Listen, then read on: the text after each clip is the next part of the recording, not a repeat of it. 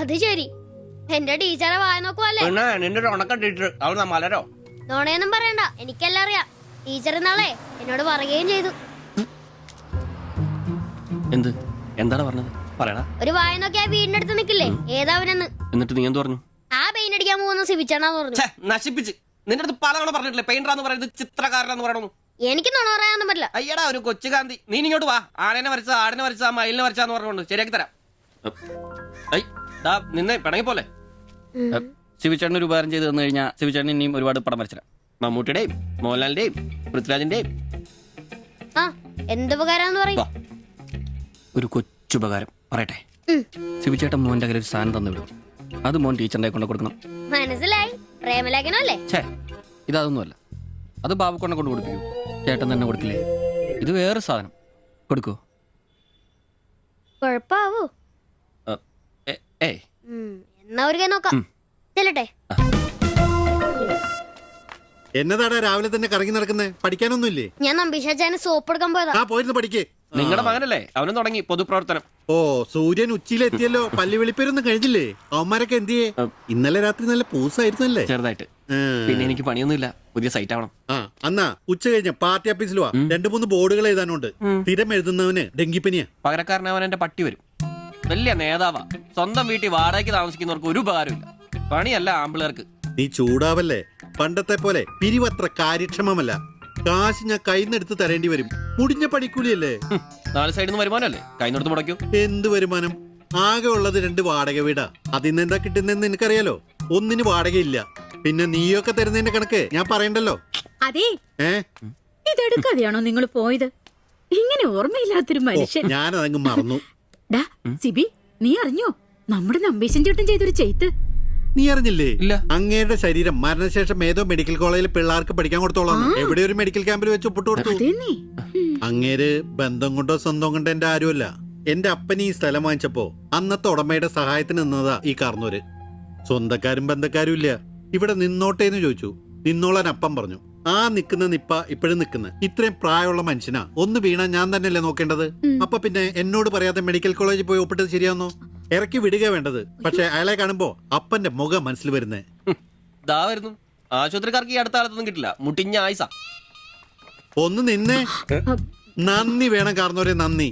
Medical കോളേജിൽ പോയി ഒപ്പിടുന്നതിന് മുമ്പേ എന്നോടൊരു വാക്ക് ചോദിക്കായിരുന്നല്ലോ. എന്റെ മാത്തച്ച, ഞാൻ അങ്ങനെ കരുതി കൂട്ടിയൊന്നും ചെയ്തതല്ല. കണ്ണൊന്ന് കാണിക്കാൻ വേണ്ടി പോയപ്പോ ചില കാര്യങ്ങളൊക്കെ അവര് പറയുന്നത് ശരിയാന്ന് തോന്നി. ഇതിപ്പോ മേലാതാകുമ്പോ അവര് വന്നങ്ങ് കൊണ്ടുപോയിക്കൊള്ളൂ. നിങ്ങൾക്കും ബുദ്ധിമുട്ടില്ല. എന്നാ ഇത്രയും കാലം നോക്കിയിട്ട് ചെലവിങ് തന്നേരെ. എടി ലിസി, ഇനി ഇവിടെ നിന്ന് ശരിയാകില്ല. സിബി, ഓഫീസിലേക്ക് ഒന്ന് വന്നേരെ. കൊറേ നേരം ആയല്ലോടാ ചോദിച്ചോണ്ട് നിൽക്കുന്നത്. പെങ്കൊച്ചങ്ങ് പോയില്ലോടാ. ഏത് പെണ്ണ്? ഏത്? അറിയത്തില്ലല്ലേ? പോ. എങ്ങനെ ഗുണം പിടിക്കുവാ? കഴിക്കാൻ എന്നാ വേണ്ടേ? 2 പൊറോട്ട. കറി കറി കറിയാ? എന്ത് കറിയുള്ളേ? ഇറച്ചിക്കറി ഉണ്ട്. ഇറച്ചിക്കറി ഉണ്ടോ? ഫ്രൈ റോസ്റ്റാ? ഫ്രൈ ഉണ്ട്, റോസ്റ്റും ഉണ്ട്. ഫ്രൈയും റോസ്റ്റും രണ്ടും ഉണ്ട്. വേറെ ഒന്നുമില്ലല്ലേ? മുട്ടക്കറി ഉണ്ടാ? മുട്ടക്കറി ഉണ്ട്. എനിക്ക് എന്ത് ഇഷ്ടം എന്ന് പറയാ. ആ മുട്ട ചാറ് ഇത്ര ഒഴിച്ചത്. 2 പൊറോട്ട, ചാറ്. എടാ, ഒരു ദിവസമെങ്കിലും കാശ് കൊടുത്ത് കറി മേടിക്കടാ. നിനക്ക് വേണമെങ്കിൽ ഞാൻ സാമ്പാർ തരാം. വേണോ? വേണ്ട. മതി, എനിക്കത് മതി.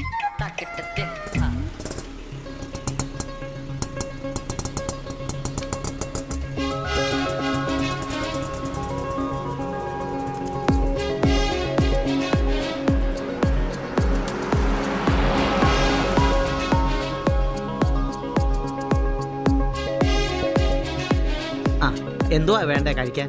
2 പൊറോട്ട, ഒരു മുട്ടക്കറി, ഒരു ചായ. ഈ കൊച്ചിന് 2 പൊറോട്ട, മുട്ടക്കറി, ചായ.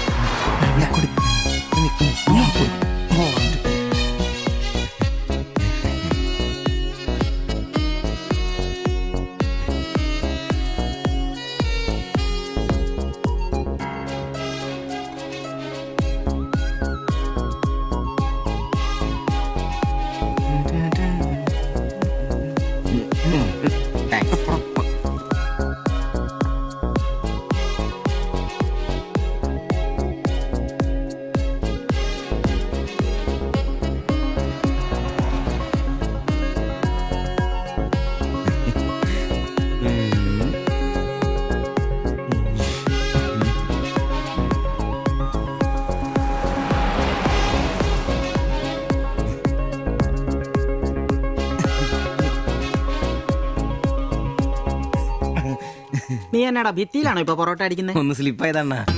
നീ ആകെ ഒന്ന് സ്ലിപ്പായിരിക്കുവാ. കടയിൽ ആള് കയറി നിറഞ്ഞാലും വിളമ്പ് എന്റെ ജോലിയല്ല എന്ന് പറഞ്ഞ ഒരു കൈ സഹായിക്കാത്ത നീ ഈ പെണ്ണ് വരുമ്പോ മാത്രം കിട്ടി വിളമ്പാൻ നിൽക്കുന്ന എന്തിനാന്ന് എനിക്ക് മനസ്സിലാകത്തെ. അത് പിന്നെ കേട്ടില്ലേ പഴമക്കാര് പറയുന്നേ? എന്ത് ഉണ്ടാക്കിയാ മാത്രം പോരാ, തിന്നാനും കൊടുക്കണോ. എന്നിട്ട് പെണ്ണുങ്ങൾ വരുമ്പോ മാത്രമേ അത് ഓർമ്മ വരുത്തുള്ളൂ. എന്നാണെന്നറിയില്ല, പെൺപിള്ളേരെ കാണുമ്പോൾ ഉണ്ടാക്കിയ കാര്യം തിന്നുന്ന കാര്യം ഓർമ്മ വരുത്തുള്ളൂ. ഒരു കാര്യം ഞാൻ പറഞ്ഞേക്കാം, നിന്റെ ഇളക്കൊക്കെ എനിക്ക് മനസ്സിലാവുന്നുണ്ട്.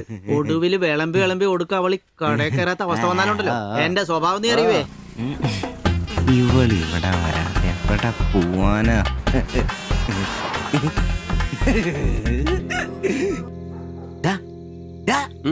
അവൾ ഇന്നും കട വന്നായിരുന്നു. ആര്?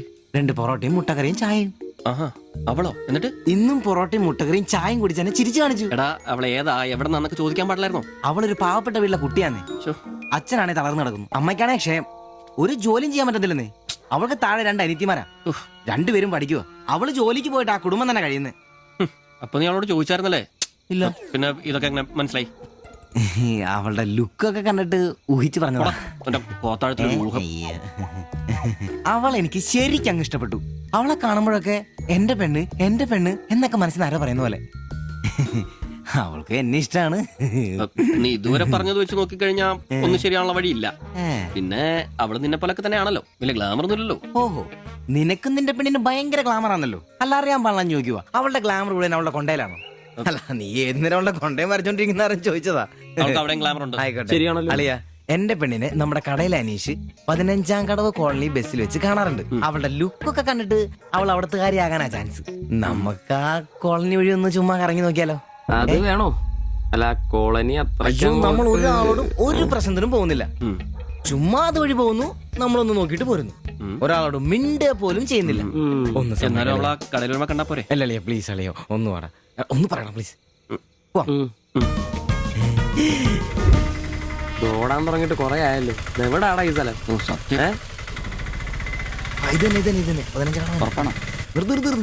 നിർത്തി തരാ. ഇതിനകത്തെവിടെയാ വീട്?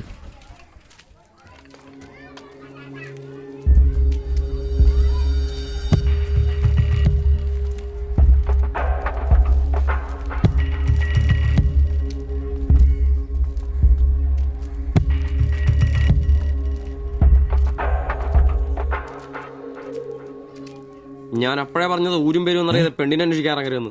നമുക്ക് ആരെങ്കിലും ചോദിച്ചാലോ? എന്ത് വാങ്ങാത്ത ചോദിക്കാൻ? നമുക്ക് ആ പേര് പോലും അറിയാൻ പാടില്ല. വായിക്കുന്നത് കേൾക്കരുത്. എടാ, എന്റെ മനസ്സ് പറയോ എനിക്ക് നമ്മളെ കാണാൻ പറ്റും. അല്ല, ഈ ഏരിയ അത്ര ശരിയല്ല കേട്ടോ. വാ, എടാ വാടാ.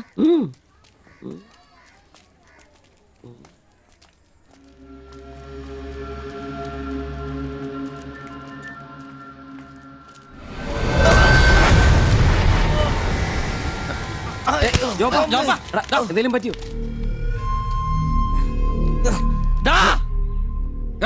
പ്രശ്നം ഉണ്ടാക്കടാ. കാല് പിടിച്ച് മാറി എന്നോട് ക്ഷമിക്കേട്ടാ. പൊന്നിയേട്ടാ, എന്റെ പൊന്നിയേട്ടാ, എന്റെ ഭാഗത്ത് എന്റെ തെറ്റാ. അടങ്ങിയിരിക്കും സിബി.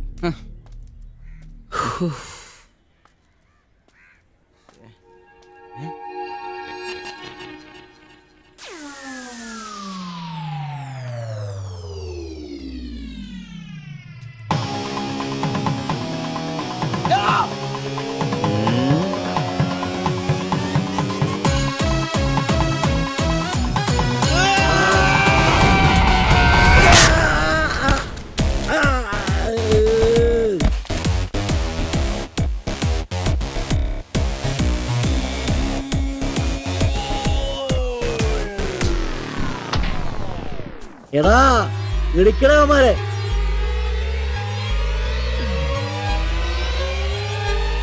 ആള് മാറി.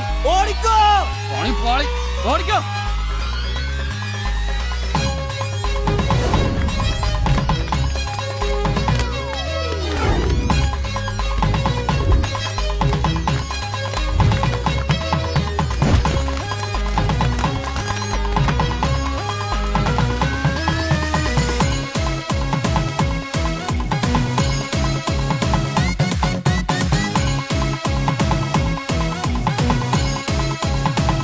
എന്റെ അമ്മോ!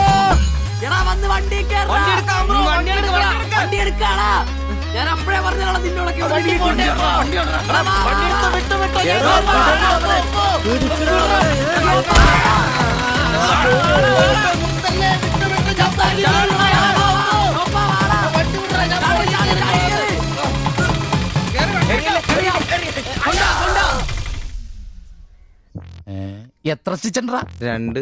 അല്ല നിങ്ങൾ എന്തിനാണ് അന്നേരം തല പുറത്തേക്കിട്ട് നോക്കാൻ പോയത്? ഓടുന്ന വണ്ടിയിലിരുന്ന് കൈയും തലയും പുറത്തിട്ടിരുന്ന് നിയമമുള്ളല്ലേ? അതൊന്നും അല്ലടാ.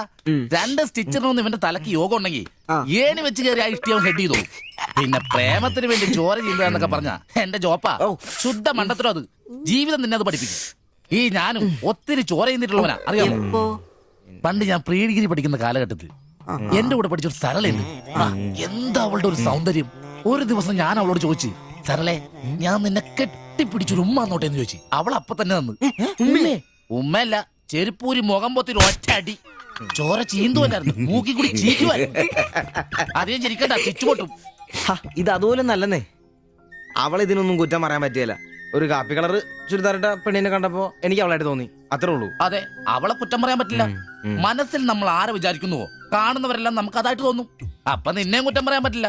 പിന്നെ ഊരും പേരും അറിയാത്ത പെണ്ണിനും തപ്പി പോയില്ലേ? നീയോ ആ പൊട്ടന്മാരും കൂടി പോയതിന് തെറ്റെന്ന് പറയാനേ പറ്റില്ല. ചെറിയൊരു കുത്തിക്കൊഴുപ്പ് എന്ന് വേണേ പറയാം, അത്രേ ഉള്ളൂ. കാശിന്റെ ലോട്ടറി എടുത്തോ, സമയം ബെസ്റ്റാ. 15 കടവ് കോളനി ചെന്നൊരു പ്രശ്നം ഉണ്ടാക്കിട്ട് രക്ഷപ്പെടാന്ന് പറഞ്ഞ ഒരൊന്നൊന്നര ഭാഗ്യമാണ്. ഞാൻ പറഞ്ഞ ഇവന്മാർക്കിട്ട് ഒരെണ്ണം കിട്ടിയാലും തരക്കേടില്ലെന്നാ. ഈ ഇവന്മാരുടെ പ്രേമം ശ്രദ്ധിച്ചിട്ടുണ്ടാ? ഒരുത്തൻ 10 പാസ്സായിട്ടില്ല. അവൻ പ്രേമിക്കണതേ 10ാം ക്ലാസ്സുകാരെ ട്യൂഷൻ പഠിപ്പിക്കുന്ന ടീച്ചറാ. അതും വേറെ ജാതി. വേറൊരുത്തൻ പ്രേമിക്കണത് ഏതും പോരാത്തൊരു പാസ്റ്ററുടെ മകളാ.